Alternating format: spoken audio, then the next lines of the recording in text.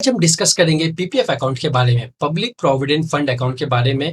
तो जो PPF account होता है टोटली रिस्क फ्री होता है, बिकॉज ये गवर्नमेंट बैक्ड होता है। ओके, तो इसमें कोई भी रिस्क नहीं होता है और ये टोटली टैक्स फ्री होता है। जैसे ये एग्जाम कैटेगरी में आता है। हमने जो पैसा डिपॉजिट किया उस पर कोई टैक्स नहीं है, हमको जो इंटरेस्ट मिलता है उस पर कोई टैक्स नहीं है। हम इसमें टैक्स डिडक्शन अप्लाई कर सकते हैं अंडर सेक्शन 80C। तो मैं आपको आज पीपीएफ अकाउंट के बारे में इन डिटेल बताऊंगा कि पीपीएफ अकाउंट ओपन कैसे करते हैं। अगर हम लोन के लिए अप्लाई करते हैं तो हम लोन कैसे ले सकते हैं। अगर हम विड्रॉल के लिए जाते हैं पीपीएफ अकाउंट से तो हम कब विड्रॉ कर सकते हैं पैसा। अगर हमको हमारा पीपीएफ अकाउंट पहले क्लोज करना है तो कैसे क्लोज कर सकते हैं, क्या कंडीशन है। अगर हमको हमारा पीपीएफ अकाउंट और एक्सटेंड करना है कुछ सालों के लिए तो उसके लिए क्या कंडीशन है। तो दोस्तों आप इस वीडियो पे बने रहिए मेरे साथ, आगे मैं आपको सब चीज डिटेल में बताऊंगा। तो आइए आगे चलते हैं नेक्स्ट स्लाइड पे। अब हम डिस्कस करेंगे पब्लिक प्रोविडेंट फंड के बारे में इन डिटेल। तो देखिए दोस्तों, ये एक रिस्क फ्री इन्वेस्टमेंट है, जैसा मैंने आपको पहले कहा, बिकॉज ये गवर्नमेंट बैक्ड है और ये एग्जाम कैटेगरी में आता है। मीन्स हम इसके अंदर टैक्स डिडक्शन के लिए अप्लाई कर सकते हैं अंडर सेक्शन 80C। और इसमें जो हमने पैसा इन्वेस्ट किया है वो उसमें भी कोई टैक्स नहीं लगता है, टोटली टैक्स फ्री है। और हमने जो पैसा इन्वेस्ट किया है जिसके ऊपर हम इंटरेस्ट अर्न करते हैं वो भी हम अगर विड्रॉ करने चाहते हैं तो उसके ऊपर भी हमको कोई टैक्स नहीं लगता है, वो भी टोटली टैक्स फ्री है। अब हु कैन ओपन, कौन इसको ओपन कर सकता है। एक रेसिडेंट इंडियन ओपन कर सकता है या फिर कोई गार्डियन ओपन कर सकता है ऑन बिहाफ ऑफ माइनर या अनसाउंड माइंड। और कोई भी एक पर्सन सिर्फ एक ही अकाउंट ओपन कर सकता है इसमें, जो कि मे बी पोस्ट ऑफिस में ओपन कर सकता है या फिर कोई ऑथोराइज्ड बैंक में ओपन कर सकता है। ओके, तो हम जैसे यहाँ पे लिखा है कि हम कहाँ पे इसको ओपन कर सकते हैं, तो कोई भी पोस्ट ऑफिस या कोई भी ऑथराइज्ड बैंक में हम जाके ओपन कर सकते हैं। But one person only one PPF account he open कर सकता है अक्रॉस। ओके, तो अब इसको कौन ओपन नहीं कर सकता है, तो हम इसको जॉइंट अकाउंट में पीपीएफ अकाउंट नहीं ओपन कर सकते हैं या कोई भी एचयूएफ एक पीपीएफ अकाउंट नहीं ओपन कर सकता है। तो अब इसको डिपॉजिट अगर हमको पैसा करना है तो कैसे कर सकते हैं। तो इसमें मिनिमम अमाउंट जो है हम इसको 500 रुपीज से स्टार्ट कर सकते हैं मिनिमम इन्वेस्टमेंट, और मैक्सिमम अमाउंट हम इसमें 1.5 लाख रुपए इन्वेस्ट कर सकते हैं पर ईयर, सालाना। अगर सपोज इसमें हमारा अकाउंट है तो हम उसमें हम 1.5 लाख रुपए इन्वेस्ट कर सकते हैं, या फिर हमारा या कोई माइनर का अकाउंट है जिसको हम ऑपरेट करते हैं, तो दोनों को मिला के हम 1.5 लाख रुपए इन्वेस्ट कर सकते हैं पर ईयर। ओके, और इसमें हम नॉमिनी भी रजिस्टर कर सकते हैं जब हम अकाउंट ओपन करते हैं, या फिर हम अकाउंट ओपन करने के बाद भी नॉमिनी रजिस्टर कर सकते हैं फॉर्म ई फिल करके। अब हम इसमें पैसा कैसे डिपॉजिट कर सकते हैं, तो by way of cash, cash देके, चेक से, डिमांड ड्राफ्ट से, या ऑनलाइन भी हम जाके पोस्ट ऑफिस के नेट बैंकिंग साइट पे या कोई भी बैंक के नेट बैंकिंग साइट पे जाके ऑनलाइन हम पैसा डिपॉजिट कर सकते हैं। अब इसको हम एनी नंबर ऑफ इंस्टॉलमेंट में पे कर सकते हैं, बट वो इन मल्टीपल ऑफ 50 रुपीज होना चाहिए, और मैक्सिमम हम इसमें 1.5 लाख रुपए इन्वेस्ट कर सकते हैं। अब इसमें हमको टैक्स डिडक्शन भी मिलता है अंडर सेक्शन 80C, बट उसमें कुछ कंडीशन होते हैं, जैसे कि हमारा खुद का अकाउंट होना चाहिए, या फिर हमारे स्पाउस का अकाउंट होना चाहिए, या फिर हमारे माइनर चाइल्ड का अकाउंट होना चाहिए। बट अगर सपोज हमारे पेरेंट्स का अकाउंट है और उसमें हम पैसा डिपॉजिट कर रहे हैं, हमारे पेरेंट्स से पीपीएफ अकाउंट में पैसा डिपॉजिट कर रहे हैं, तो उसके थ्रू हम टैक्स रिबेट के लिए अप्लाई नहीं कर सकते। हमको उसके अंदर टैक्स डिडक्शन या टैक्स रिबेट नहीं मिलता है। तो अभी इंटरेस्ट रेट के बारे में जानते हैं। तो इसमें हमको 7.1% का इंटरेस्ट रेट मिलता है, जो कि एनुअली कंपाउंडिंग होता है। ओके, और ये इंटरेस्ट रेट कौन डिसाइड करता है, तो ministry of finance interest rate decide करता है on quarterly basis. Okay, but अभी काफी टाइम से हम देख रहे हैं तो इस पे इंटरेस्ट रेट में कुछ चेंजेस नहीं आई है, वो सेम इंटरेस्ट रेट चल रहा है। तो हम वेट कर सकते हैं और देख सकते हैं कि इंटरेस्ट रेट में चेंजेस या रिविजन कब आता है इन फ्यूचर। अभी इंटरेस्ट रेट कैलकुलेशन के बारे में जानेंगे। तो जो हमारा इंटरेस्ट रेट कैलकुलेट होता है वो हमारे लोएस्ट बैलेंस अमाउंट पे कैलकुलेट होता है। अगर सपोज ये अभी फेब का महीना चल रहा है तो 5th ऑफ फेब से लेके एंड ऑफ द मंथ तक हमारे अकाउंट में जितना पैसा है लोएस्ट बैलेंस उसके ऊपर ही हमको इंटरेस्ट मिलता है। ओके, तो बेटर यही होगा कि अगर हम पैसा कुछ इन्वेस्ट कर रहे हैं तो हम 1 से लेके 5th के बीच में इन्वेस्ट करें या डिपॉजिट करें, बिकॉज अगर हमने पैसा 5th के बाद डिपॉजिट के अकाउंट में, सपोज अगर हमने पैसा 10th फेब को डिपॉजिट के अकाउंट में, तो उसका हमको इंटरेस्ट उस मंथ में नहीं मिलेगा, तो उसका इंटरेस्ट हमको नेक्स्ट मंथ मिलेगा, मार्च में मिलेगा। ओके, तो 1 to 5 के बीच में अगर हमने पैसा डिपॉजिट किया है, 1 to 5 के डेट के बीच में पैसा हमने डिपॉजिट किया है, तो ही हमको उस मंथ का इंटरेस्ट मिलता है हमारे डिपॉजिट किए अमाउंट पे। अभी इंटरेस्ट क्रेडिट कब होता है, तो ये at the end of financial year हमारे अकाउंट में इंटरेस्ट क्रेडिट हो जाता है। अभी सपोज अगर हमारा इनएक्टिव अकाउंट है, अभी इनएक्टिव अकाउंट होता कैसे है, अगर सपोज हमने पूरे साल हमारे अकाउंट में कुछ भी पैसा डिपॉजिट नहीं किया है, मिनिमम बैलेंस में डिपॉजिट नहीं किया, तो हमारा अकाउंट इनएक्टिव हो जाता है।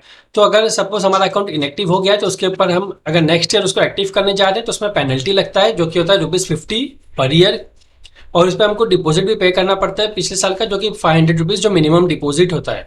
ओके, अगर सपोज हमारा अकाउंट 5 साल तक हमारा अकाउंट इनएक्टिव है तो हमको पेनल्टी जो 50 रुपये है वो हमको 5 साल तक भरना पड़ेगा। तो 5 × 50 250 रुपये हमको पेनल्टी भरना पड़ेगा। और हमको मिनिमम डिपॉजिट अमाउंट जो हमारा 500 रुपीज़ है 1 साल का, तो भी ×5, तो 2500 रुपये हमको मिनिमम डिपॉजिट अमाउंट भी डिपॉजिट करना पड़ेगा। उसके बाद ही हमारा अकाउंट एक्टिव होगा, देन फिर हम अपना अकाउंट ऑपरेट कर सकते हैं। और एक बात, अगर हमारा अकाउंट इनएक्टिव है वो साल के लिए, तो हमको उस साल का कोई भी इंटरेस्ट नहीं मिलेगा। हमको हमारे अकाउंट में इंटरेस्ट नहीं मिलेगा उस साल का, बिकॉज हमारा अकाउंट इनएक्टिव है। तो बेटर ये है कि हम अपना अकाउंट एक्टिव रखें, मिनिमम अमाउंट डिपॉजिट करें अकाउंट में। तो अब देखिए, लोन्स ऑन पीपीएफ। अभी हमको पीपीएफ अकाउंट पे लोन कैसे मिलता है, हम उसके लिए कब अप्लाई कर सकते, हम लोन पाने के लिए कब से एलिजिबल होते हैं। तो सबसे पहले हम वन लोन ले सकते हैं, वन फाइनेंशियल ईयर, मतलब हम एक फाइनेंशियल ईयर में सिर्फ एक ही लोन ले सकते हैं, और उसको हमको 36 मंथ्स में पे करना पड़ता है।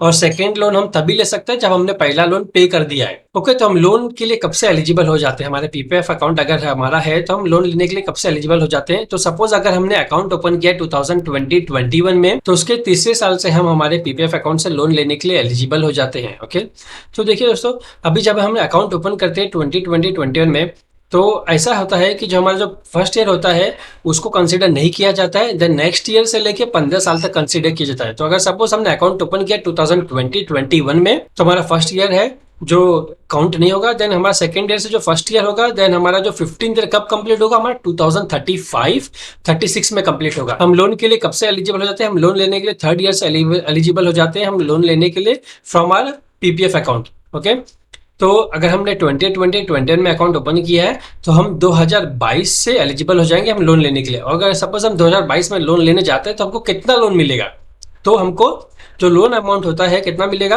25% ऑफ द बैलेंस अमाउंट। 2022-2023 में लोन लेने के लिए एलिजिबल हो गए, और हम अगर तभी लोन ले रहे हैं तो हम 25% ऑफ द बैलेंस अमाउंट का लोन ले सकते हैं। बट वो तो एज ऑन मार्च 2021 हमारे अकाउंट में जितना पैसा होगा, जैसे हमने अकाउंट ओपन किया 2020 में, तो अगर सपोज एक साल में हमने 1.5 लाख रुपए इन्वेस्ट किया है, डिपॉजिट किया है, तो हम 1.5 लाख में से 25% ऑफ बैलेंस अमाउंट, 1.5 लाख में से 25% हम लोन ले सकते हैं। ओके, तो हमने जो लोन लिया है उसको हमको 36 मंथ में पे करना पड़ता है। तो आप जानते हैं कि हमारे लोन का जो इंटरेस्ट रेट है वो कैसे कैलकुलेट होता है।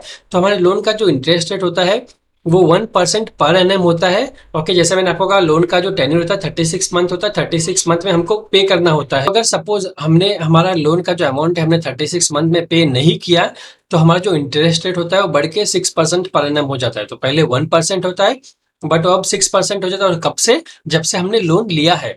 Okay, from loan disbursement date, तब से हमारा जो लोन का अमाउंट होता है, सॉरी हमारा जो लोन का इंटरेस्ट रेट होता है वो 6% पर एनम हो जाता है। तो बेटर यही होगा कि हम 36 मंथ में जो हमने लोन लिया है वो भर दे। ओके, एंड देन अगर हमको लोन चाहिए तो हम फिर से सेकेंड लोन के लिए अप्लाई करें। और इसमें काफी फ्लेक्सिबिलिटी भी होती है, कुछ बेनिफिट्स होते हैं। ओके, जैसे देखते हैं तो इसके बेनिफिट्स क्या होते हैं। पहले तो हमको इसमें कोई कोलेट्रल या कोई मॉर्गेज नहीं देना होता है, कोई सिक्योरिटी नहीं देना होता अगर हम लोन ले रहे हैं पीपीएफ अकाउंट के थ्रू। और हमको इसका रिपेमेंट 36 मंथ में करना होता है। इंटरेस्ट रेट काफी लो होता है जो कि 1% होता है। फ्लेक्सिबिलिटी मिलता है हमको रिपेमेंट में, जैसे कि सपोज हम महीने में चाहे तो हम 1 या 2 बार में भी हम अपना लोन का जो इंस्टॉलमेंट है पे कर सकते हैं।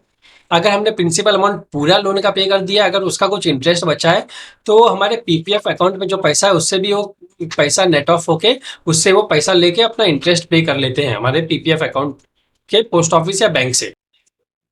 तो अब जानते हैं कि पीपीएफ विड्रॉल के रूल क्या है, हम विड्रॉल के लिए कब से एलिजिबल होते हैं और उसके क्राइटेरिया क्या है। ओके, तो हम 1 विड्रॉल कर सकते हैं पर फाइनेंशियल ईयर, मतलब हम एक साल में हम एक ही बार पैसा विड्रॉ कर सकते हैं हमारे पीपीएफ अकाउंट से। और जो हम पैसा विड्रॉ कर रहे हैं वो 50% ऑफ बैलेंस अमाउंट होता है। ओके, मतलब हमारे अकाउंट में जितना पैसा है उसका 50% हम विड्रॉ कर सकते हैं। तो अभी इसका कैलकुलेशन कैसा होता है पीपीएफ विड्रॉल का, हम कब से एलिजिबल होते हैं वो जानते हैं। तो सपोज अगर हमने अकाउंट ओपन किया 2020-2021 में, तो हम पार्शियल विड्रॉल के लिए कब से एलिजिबल हो जाते हैं, हम पार्शियल विड्रॉल के एलिजिबल होते हैं 2026 और 2027 से। 2026-2027 यानी कि हमने जब से अकाउंट ओपन किया है उसके 7वें साल से। या फिर अगर सपोज हम अपना जो पहला ईयर काउंट नहीं करते हैं, तो नेक्स्ट ईयर अगर हम काउंट कर रहे हैं तो हम उसके 1 2 3 4 5 6 6वें साल से हम पार्शियल विड्रॉल के लिए एलिजिबल हो जाते हैं। मतलब हम अपने अकाउंट से पैसा निकाल सकते हैं। कितना निकाल सकते हैं, 50% ऑफ द बैलेंस अमाउंट। अगर सपोज हम 2026 में हम पार्शियल विड्रॉल के लिए एलिजिबल हो रहे हैं, हम पैसा निकाल सकते हैं हमारे अकाउंट से, तो हम कितना पैसा निकाल सकते हैं। तो हमारे अकाउंट में 4th प्रीसीडिंग ईयर एंड या प्रीसीडिंग ईयर एंड में लोअर बैलेंस जब होगा, उस पैसे में से हम 50% ऑफ बैलेंस अमाउंट हम विड्रॉ कर सकते हैं। जैसे कि हमारा 4th प्रीसीडिंग ईयर हम 2026 में हम पार्शियल विड्रॉ के लिए एलिजिबल हो रहे हैं। तो फोर्थ प्रीसीडिंग ईयर हो गया हमारा 1, 2, 3, 4। तो ये जो हमारा फोर्थ प्रीसीडिंग ईयर होगा हमारा 2020 टू 23। तो मार्च 23 में हमारे अकाउंट में जितना पैसा होगा उसमें से 50% हम विड्रॉ कर सकते हैं। ओके, या फिर हमारे इमीडिएट प्रीसीडिंग ईयर में जो कि 2025-26 है उसमें से हम 50% विड्रॉ कर सकते हैं, विच एवर इज लोअर। अगर सपोज हमारे अकाउंट में मार्च 23 में 3 लाख रुपया है और हमारे अकाउंट में 2026 मार्च में 5 लाख रुपया है, तो हम 3 लाख रुपीज में से ही 50% ऑफ बैलेंस अमाउंट हम विड्रॉ कर सकते हैं। तो अब हम पीपीएफ मैच्योरिटी के बारे में जानते हैं। ओके, तो सपोज अगर हमारा 15 ईयर्स पूरा हो गया है पीपीएफ अकाउंट का, तो हम अपना अकाउंट क्लोज करके पैसा विड्रॉ कर सकते हैं। ओके, या फिर अगर हमको उसको एक्सटेंड करना है तो हम उसको और फर्दर 5 ईयर्स के लिए एक्सटेंड कर सकते हैं। ओके, तो अभी यहाँ पे जो हम अगर सपोज हमारा अकाउंट एक्सटेंड करना चाहते हैं पीपीएफ में, तो 5-5 साल से एक्सटेंड होता है, तो 5 ईयर्स के लिए एक्सटेंड होगा। देन अगर हमको फिर से एक्सटेंड करना है तो फिर से हम 5 साल के लिए एक्सटेंड कर सकते हैं। और इसमें ये भी ऑप्शन होता है कि अगर हमको एक्सटेंड करना है तो हम इसमें पैसा भरना चाहते हैं तो फिर से हम डिपॉजिट कर सकते हैं हर साल, या अगर हम पैसा नहीं भरना चाहते तो हमने अब तक जो पैसा भरा अगर हमको उस पर ही इंटरेस्ट चाहिए तो हम विदाउट डिपॉजिट ही हमारा जो पैसा अभी तक भरा है 15 साल तक उस पर हम इंटरेस्ट कमा सकते हैं हमारा पैसा डिपॉजिट करके।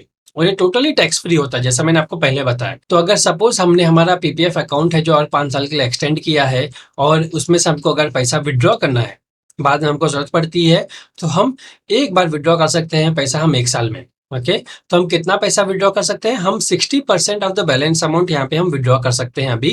जैसे कि पहले 50% था, बट अभी हमने एक्सटेंड किया है, तो हम उसमें जो पैसा कितना विड्रॉ कर सकते हैं? हम 60% ऑफ बैलेंस अमाउंट हम विड्रॉ कर सकते हैं। तो अगर सपोज हमारा जो पीपीएफ अकाउंट है उसको 15 साल नहीं हुआ है और उसको हम पहले ही क्लोज करना चाहते हैं, प्री मैच्योर क्लोज करना चाहते हैं, तो उसका क्या कंडीशन होता है, हम कब क्लोज कर सकते हैं? तो अगर हमको लाइफ थ्रेटनिंग डिसीज हो गई है, ओके, तो हम पैसा विड्रॉ कर सकते हैं। या फिर हम अगर हायर एजुकेशन के लिए जा रहे हैं तो हम पैसा विड्रॉ कर सकते हैं। या फिर अगर हम एनआरआई बन जाते हैं, तो सपोज जिसका पीपीएफ अकाउंट है वो दूसरे देश में शिफ्ट हो जाता है, वो एनआरआई बन जाता है, तो अकाउंट उसका क्लोज हो जाएगा, बिकॉज एक एनआरआई पीपीएफ अकाउंट ओपन नहीं कर सकता है। तो अगर हम हमारा पीपीएफ अकाउंट जो है उसको प्री मेच्योरली पहले ही क्लोज कर रहे हैं तो उसमें हमको इंटरेस्ट डिडक्शन होता है 1% का। तो अगर हमारा जो इंटरेस्ट रेट है अभी 7.1%, उसमें 1% डिडक्शन होगा और वो 6.1% हो जाएगा। तो हमको 6.1% से हमको इंटरेस्ट मिलेगा फ्रॉम द बिगनिंग। ओके, और अगर सपोज जिसका पीपीएफ अकाउंट है उसका डेथ हो गया है, उस केस में भी हम डेथ सर्टिफिकेट दिखा के अकाउंट को प्रीमेच्योरली क्लोज कर सकते हैं। अब ये कौन कर सकता है? तो जो नॉमिनी रजिस्टर्ड होता है वो नॉमिनी डेथ सर्टिफिकेट ले जाके पीपीएफ अकाउंट क्लोज कर सकता है। या फिर अगर सपोज नॉमिनी अवेलेबल नहीं है या नॉमिनी का भी डेथ हो गया है, तो उस केस में पीपीएफ अकाउंट होल्डर के जो लीगल हायर्स होते हैं वो जाके प्रॉपर डॉक्यूमेंटेशन दिखा के, प्रॉपर डेथ सर्टिफिकेट दिखा के वो पीपीएफ अकाउंट क्लोज कर सकते हैं प्रीमेच्योरली। और जैसे मैंने आपको ऊपर बताया है, life threatening disease, higher education या एनआरआई बन रहे, उस केस में भी प्रॉपर डॉक्यूमेंटेशन देने पड़ते हैं, उसके बाद ही हम प्रीमेच्योरली अकाउंट क्लोज कर सकते हैं। तो देखिए, अगर हम जो 10,000 रुपीज डिपोजिट करते हैं पीपीएफ अकाउंट में 15 साल के लिए, तो हो जाता है 1.5 लाख रुपया। तो अगर हमको उसमें 7.1% इंटरेस्ट रेट मिल रहा है तो हमारा इंटरेस्ट हो जाता है 1,21,000 रुपया। ओके, तो अगर हमने 15 साल के लिए किया है, तो अगर सपोज हम 1 लाख रुपया इन्वेस्ट कर रहे हैं साल में पीपीएफ अकाउंट में, तो हमारा जो इन्वेस्टमेंट हो गया वो 15 लाख, उस पर हमको 12 लाख का इंटरेस्ट मिलता है। बट अगर सपोज हमने जो पीपीएफ अकाउंट ओपन किया 15 साल के लिए, उसको हम एक्सटेंड करते हैं और 10 साल के लिए, जैसे कि देखिए 25 साल के लिए, तो हमने उसमें टोटल कितना डिपॉजिट किया है? हमने उसमें 25 लाख डिपॉजिट किया है। बट उसमें हमको जो इंटरेस्ट मिल रहा है वो लाइक ऑलमोस्ट मतलब डबल डबल से थोड़ा कम है। हमको 43 लाख का इंटरेस्ट मिल रहा है और जो टोटल होके हमारा मैच्योरिटी जो टोटल अमाउंट आ रहा है वो 68 लाख आ रहा है। तो ये बेटर ही होता है कि अगर उसको जो हमने पैसा इन्वेस्ट किया है उसको हम और 10 साल के लिए बढ़ा दें तो हमको काफ़ी अच्छा इंटरेस्ट रेट मिलता है। अगर हम मैक्सिमम इन्वेस्टमेंट करते हैं इसमें, जैसे कि जो 1.5 लाख रुपया होता है, तो 1.5 लाख रुपए से देखिए कितना होता है, हमने 37 लाख इन्वेस्ट किया है, बट हमको इंटरेस्ट जो है वो भी ऑलमोस्ट लाइक डबल मिल रहा है, 65 लाख, और हमको 1 करोड़ रुपीज मिल रहा है। तो अगर हम पीपीएफ में इन्वेस्टमेंट बहुत अर्ली एज में चालू कर लें, हमारे 20s में हम चालू कर लें, तो बेटर ये होगा कि हम इसको एक्सटेंड करें। हम इसको बाद में भी चाहिए तो अगर हम लेट भी चालू कर रहे तो फिर भी हम इसको एक्सटेंड कर सकते हैं 25 ईयर्स तक। तो हम देख सकते हैं कि अगर हमने हमारे जो पीपीएफ अकाउंट में जो इन्वेस्ट किया उसको अगर हम 10 साल और एक्सटेंड करते हैं तो हमारा जो इंटरेस्ट होता है वो काफ़ी बढ़ जाता है। ओके, हमारा इंटरेस्ट अमाउंट जो काफ़ी बढ़ जाता है, तो हम इसमें करोड़ों का रिटर्न कमा सकते हैं हमारे पीपीएफ अकाउंट में जो हम इन्वेस्ट करते हैं। तो आप ये कैलकुलेटर यूज कर सकते हैं पीपीएफ का, ये ऑनलाइन अवेलेबल है, एंड अकॉर्डिंगली अपना इन्वेस्टमेंट प्लान कर सकते हैं। तो मैंने आप लोगों के साथ पीपीएफ अकाउंट के बारे में सारा डिटेल शेयर किया है। अगर आप लोग को वीडियो पसंद आया है तो प्लीज लाइक करिए, दोस्तों के साथ शेयर करिए, अपने फैमिली मेंबर के साथ शेयर करिए और मेरे चैनल को सब्सक्राइब करिए और नए नए वीडियोस पाने के लिए फाइनेंस एंड लीगल एरियाज के बारे में। Okay, thank you.